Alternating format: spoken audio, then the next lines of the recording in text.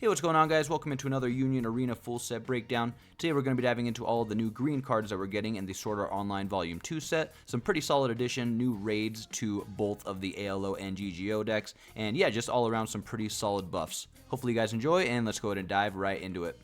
So if you aren't familiar with how the decks work, you've essentially got two different decks that you're building. Both of them are doing pretty much, again, like all the other SAO sets, their own game plan, so it's hard to do deck mixing within green.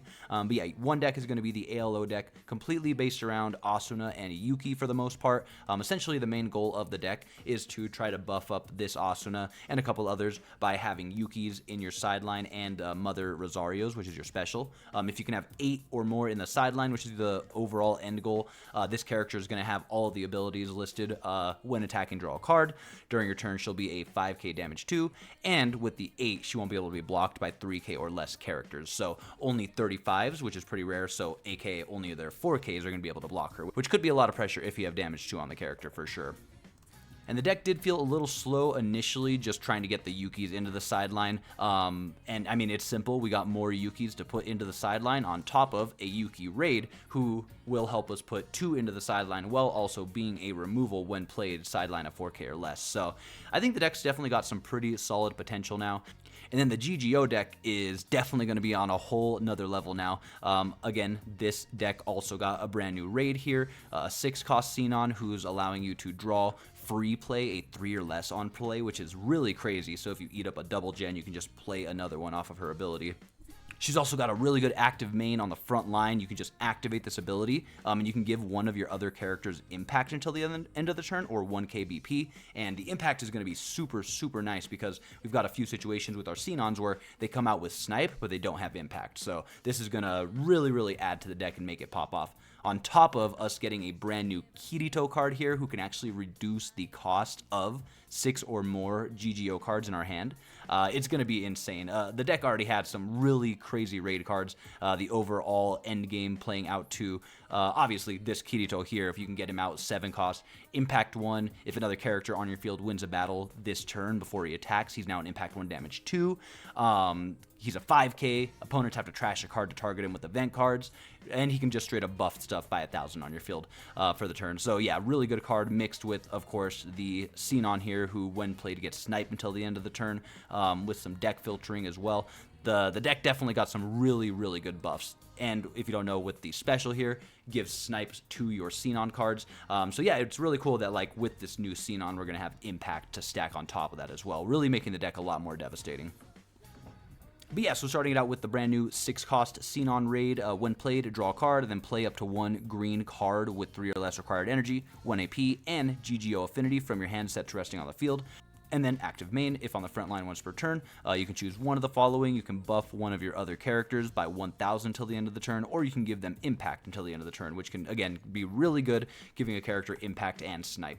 And I feel like that's going to be the biggest addition to the deck for sure. You can't stack snipe with that, keep that in mind. There's a very big difference between giving a card impact and giving it plus impact, like this card here, the Photon Sword from Volume 1.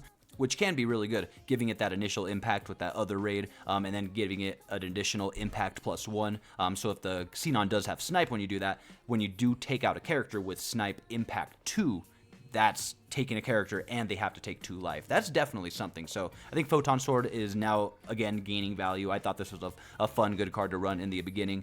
So yeah, really, really good card. You need a Kirito on the field to give impact plus 1 to a character, but there's a lot of Kiritos in this. You should definitely be able to fulfill that condition. So yeah, keep that in mind. While that card doesn't stack impact, it can be your first impact that you stack before the Photon Sword. And yeah, snipe impact 2, that's got to be pretty devastating. And then we also got a new Xenon raid target here. That's a really nice addition, a 1-cost. When played, look at the top card. Either place it on the top of your deck or place it on the bottom. Just a nice little 1-cost filter card.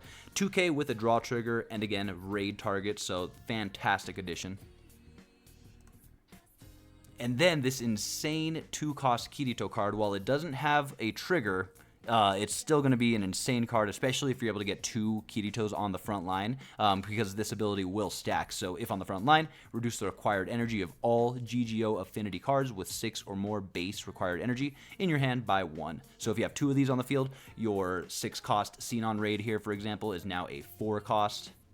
And it's really cool that it does state with 6 or more base required energy, so that it does help with the stacking, right? If it just said a card that required 6, I imagine that would sort of counteract the stacking, and once a card goes down to 5, it wouldn't be reduced anymore. But their base BP never changes, so if you have 2 of these on the field, you can essentially play this Xenon out for a 4 cost.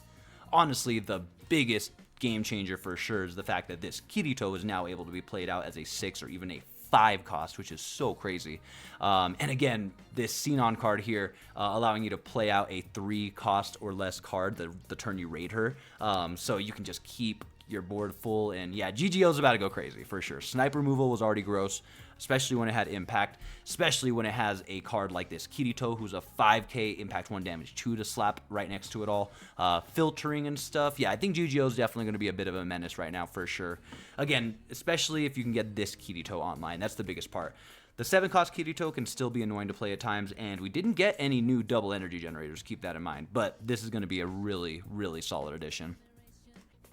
And then, yeah, that's pretty much going to do it for all of the new GGO cards. Again, sort of similar to, I believe, the blue set where the, the GGO deck in Volume 1, just like the Asuna and Kirito deck, the blue one, were like the big standouts, so they didn't get the most support compared to ALO, also, funny enough, ALO in blue, where, yeah, they just didn't have enough on release in Volume 1, so now in Volume 2, they're getting like 6 or 7 new cards, which is pretty crazy. Also, I feel like this Buggy site card officially got a little bit more value since it is a 3 cost card that the Xenon does technically allow you to play out for free. So if you're looking for any sort of ramp cards to free play with this Xenon, that could be a really, really solid addition since she does not just free play a character, she free plays a 1 or less, a 3 or less green card. But moving on to the ALO cards here, yeah, we got some really good additions to the deck, especially this 4-cost Raid Yuuki card, since initially the main big Yuuki card of the deck that we had was this 2 action point Yuuki, who wasn't a bad card by any means, but when one of the best cards in the deck that like is a required name that you want to put into your sideline is a 2 action point, it can kind of feel a little slow at times. But now that we have an entire raid card here, it's going to really help speed up the deck, especially help speeding up putting Yukis into the sideline. Because again, that's the main game plan. Try to get to, I would say like a minimum 6 is the goal. 8 is definitely nice, but if you can get to 6, now this Asuna is a damage 2. Keep in mind there is also like this Asuna here who will have impact, and there's also some other cards that we got that's going to make this Asuna more valuable too. But yeah, so the brand new 4-cost Yuuki raid, and keep in mind, these Yuuki cards are very interesting. They want to be put in the sideline, just keep that in mind. So, raid at the end of your attack phase and your opponent's attack phase, sideline this character. So no matter what turn she comes out, you do have to sideline this character, keep that in mind. However, when played, you get to choose one character on your opponent's front line with 4k or less BP, and you get to sideline it. So the turn she's played, if it's out of defense, it's a free 4k sideline that character. What's nice about the fact that she is going to get sidelined no matter what, if it is on defense, is you can sideline one of your opponent's characters, and you can block with her against another 4k or higher and put her in the sideline since she was going to get sidelined anyways, right? So this is a very good defensive card for sure. On top of that, when sidelined, play up to 1 green Asuna card with 3 or less required energy and 1 AP from your hand set to resting on the field. So she's going to be a great card to help you put stuff out too. She's not just coming out to die, but she's allowing you to put an Asuna down to sort of replace her.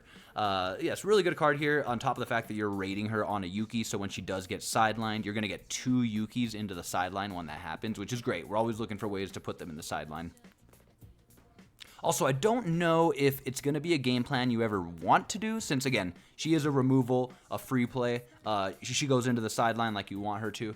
But keep in mind, if there's ever a turn or a game where you want to just hard play her and you just want like a 4k body to help you block and attack and stuff, you can not raid this Yuuki. You can just hard play her rested, and she's not going to sideline herself. Since you're not raiding her, none of the raid effects are going to apply. So, again, you're taking away being able to sideline something, putting Yukis in the sideline, getting to free play in Asuna, free play air quotes, right? But all around, that is definitely an option. Hard play this Yuuki. Now she's just a 4k body who's a 4k body, which is fantastic. That is never a bad thing. And we're getting a great Asuna card that's going to pair well with this Yuuki, a 3-cost step Asuna when played. If you have a combined total of just 2 or more Yuuki or Mother's Rosarios in your sideline, you get to draw a card. And she's a double energy generator. No triggers, a bit unfortunate, but this is going to be a great card to play for free if that Yuuki gets sidelined. When it gets sidelined, I should say, not if. And then we got a new Yuuki card who's going to be a really solid addition as well, helping with this whole game plan. 2 cost, active main, switch her to resting, trash a card, and sideline this character. Then you get to play 1 Asuna with 3 or less required energy, 1 AP, from your hand set to active onto the field. And the card that you play, the Asuna, is going to get 1000 BP till the end of the turn. Active trigger, 2k BP. Obviously, the best part about this whole thing is at some point in the game, she's just a free, boom, Yuuki into the sideline. We have to trash a card as well to use this. Maybe this card is a boom, free 2 Yukis in the sideline. I'm just saying, this deck is definitely getting what it wants for sure. On top of that, you're also playing out a set to active Asuna who's getting 1000 BP. One of the best cards for that for sure is probably going to be this 3 cost Asuna who is already going to be a 4K if you have 4 or more cards in the sideline, or Yuki's or the Mother's Rosario. Or if you have 6 or more, she's going to have impact. So that's where I see this really working out well. Your opponent has 1 life left. You just need impact to secure the win. If you have this card in hand, you can just use that Yuki's ability, assuming it's on the field, and now you have a set to active impact, what would that be, 5k, assuming this card has the 6 in sideline, right? So that would be a really, really good call, on top of the fact that, you know, you could pretty much choose most Asunas. It's just going to get 1000, so maybe this 1 cost wouldn't be great. But the new Asuna, the 3 cost, wouldn't be a terrible idea either. So I'd say those are your 2 main targets, the 2 3 costs that can go above a 4K when you give them 1000. Again, set to active is definitely the best part. And it could be a great way to put 1 to even 2 Yukis into your sideline without having to pay any action points. And we also got a Kirito card that we can put into the deck, a 4 cost. If on the front line, Asunas on your field are going to gain. During your opponent's turn, your opponent cannot choose this character with abilities on characters or events unless they place 1 card from their hand into the sideline as an additional cost. Also, this effect does not stack, so 3 Kiritos still just means your opponent has to trash 1 card. But that's going to be each time they target your Asunas. So if they want to just special it, choose it with an ability 1 time on a character or event, which is nice, it covers both. They will have to place 1 card from hand to sideline. If you're in a really good game against a deck like Kenshin or the new purple Eva deck where they're like BP reducing you with multiple different character effects, each time they do that, they're going to have to trash a card. So against decks like that, it's really going to punish them. Obviously, your opponent having to trash just 1 card because they're using their special might not be too much of a tax to pay, but in certain situations, it can really pressure your opponent. On top of that, it's a 4K draw trigger Kirito. This could be a really good like 2 of floating around in the deck. Again, we really want Asunas and Yukis. That's all we care about. Again, if you're not familiar, the Mother's Rosario is just your special trigger. But yeah, that's what we want in this deck, Asunas and Yukis. So wouldn't be surprised if him just existing in the deck sort of gets in the way of the game plan, but a 4K with protection would not hurt at all. We're also getting a new 2-cost Klein card. If Freya is not on your field, he's going to lose 500. Interesting way to word this. So he's a printed 35 who's a 3K without a Freya on the field. Active trigger, you know, I mean, it is kind of crazy 2-cost, 3,500, right? And then the Freya card that we're getting, a 0-cost Freya. When played, choose up to 1 character on your field. It gains 500 till the end of the turn. Active trigger, 1500 BP. Might not be the most necessary card. Again, if it's not a Yuki or an Asuna, we really have to debate if we want it in the deck, I'd say. Then we are getting a really solid new 0 that I would recommend. Sinon, when played, you get to look at the top 2 cards of your deck, and then you're allowed to put up to 1 of those 2 cards with the ALO affinity into your sideline, and then you put the other card back onto the top of your deck. Or you could leave them both, up to you. But this will be a great way to just help filter in general to help your games plan go smoother. If you just see a Yuki that you know you can put into the sideline right there, boom, that's 1 ready to go. Definitely a great 0 to put in the deck with a draw trigger. And then we're getting a new Lifa who, funny enough, plays very well into what the blue ALO deck is doing, funny enough. So fits the theme for that. 3-cost Lifa, active main, you place 1 card from hand to sideline, could be a Yuki, so that could be a good thing.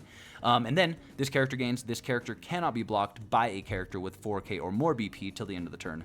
Draw trigger, 3,500 BP, that's what a lot of the blue decks playing off of, funny enough. The blue ALO is trying to squeeze in these free attacks that can't be blocked by 4Ks sometimes. So it's funny that that's what this card's doing here, and it could literally win you a game. A lot of Union Arena games, not all of them, but a lot of them, do come down to, boom, a bunch of 4Ks or higher on my front line. Well, guess what? I have a Lifa who I'm just going to push up and you can't block. That could win you a game. So not a terrible card. I'll say it again, though. It is not a Yuki or a Asuna, so we'll have to debate. But yeah, all around, I mean, I was never really a big fan of the Asuna and Yuuki deck. You know, it's not milling necessarily, but it's so weird. Like, again, if you're not familiar, this Yuuki is a 2 action point who kills herself as well. You do get to keep her a little bit longer. At the start of your turn, sideline this character, so you play her, she lives to your opponent's turn, and then at the start of your turn, you kill her. She's a draw 2 trash one. When sidelined, you get to rest one of your opponent's characters. She's not bad. You're definitely going to run her, but when she was like one of the only Yukis, like these were all we had, it didn't feel right. But now we have a raid Yuuki who can actually remove something as well as help us keep our board full. A new Yuuki raid target who, again, is just going to help us get Yukis into the sideline and even play out Asuna's set to active, which could be really, really strong. Yeah, all around, I think the ALO green deck could be pretty solid. Granted, it's right next to the GGO deck, which is insane, undoubtedly. Might have some rough games every once in a while because you're playing with 6 and 7 costs, but with these new additions, these are going to really, really, really help this deck flow. Oh, and then the last ALO card here, 3-cost Tonki. It's a sight card. What the hell even is this? When played, reduce the AP cost of your next ALO affinity card with 3,500 BP or less from your hand by 1 this turn. So essentially allowing you to free play a ALO card from your hand. Active trigger, I mean, it's a sight. I don't know if this is a super necessary card. I mean, it's not terrible though. Like, it's helping us get a free energy generation on the board almost, right? Very interesting card. Maybe the Sleeping Knights card would be a pretty solid combo with that. This is a 3-cost card that you'd be able to play. And then when this card's played, you get to play a character with 2 or less 1 AP ALO from your hand set to resting. So, I mean, that's 1 action point and 3 cards on the field, right? Granted, this is a sight card. That's something, right? That could be interesting. The Sleeping Knights card right after that. If you guys have seen SAO, let me know. Is there any like synergy canon-wise? Usually that's how these cards work. If it makes sense in the anime, it's gonna work in the card game. It's really fun. But I couldn't get past the 2nd season of SAO. I couldn't do it, man. I'm sorry, okay? I loved season 1. Some other ALO cards I would probably consider running: 3-cost, 2 action point Lisbeth. When played, you get to add any green card with ALO affinity from your sideline to your hand. So you can grab your Yukis and replay them, your raids, your Asunas, literally anything except your event cards. This is a pretty nice 2 action point double energy generator with an active trigger. I don't think I would go less than I mean 2 is a solid number just because of the action points. You don't always need this card, but I could justify 3 for sure. Usually these revive cards have some sort of a limit to them, a 4-cost or a 3-cost, but you can grab any ALO card, so that could be really good. And it's card too. If you're running Tonki, that's a sight, that's a card, you can grab it. Silica's a pretty solid addition as well, a 3-cost with Step, who when played allows you to filter the top 2. You can place any of them at the top, or place all of them into your sideline, or 1, whatever you want to do. Great filtering card with double energy. No trigger though, and keep in mind the highest cost in the ALO deck is a 4. So you don't need to shove a bunch of double energy into the deck, I'd say. And yeah, that's pretty much going to do it. With that, that is every single green ALO and GGO card that we're getting in the Volume 2 Sword Art Online set. Appreciate you guys watching the breakdown, getting this far, especially if you got this far. If you've watched any of the other breakdowns, I really appreciate it. If you were looking for any other breakdowns, go check them out. I've been doing this since Demon Slayer Volume 1 dropped, and I've only missed like Code Geass and Nikke, I think, just because I just didn't care for them at the times, and obviously did not care for Nikke. Regardless, just wanted to say that if you're looking for any breakdowns, they are available. Appreciate you guys supporting. Hopefully these help you, whether you're just listening to me or you're actually, you know, gaining some knowledge from this. I hope I can help and hopefully entertain you at the very least. But yeah, comment your favorite decks, the decks you're planning on building, what decks you might think are a menace, or maybe even what decks are going to be a sleeper. Appreciate you guys watching though. Like and subscribe if you enjoyed, all that good stuff, and I'll catch you in the next one. Peace!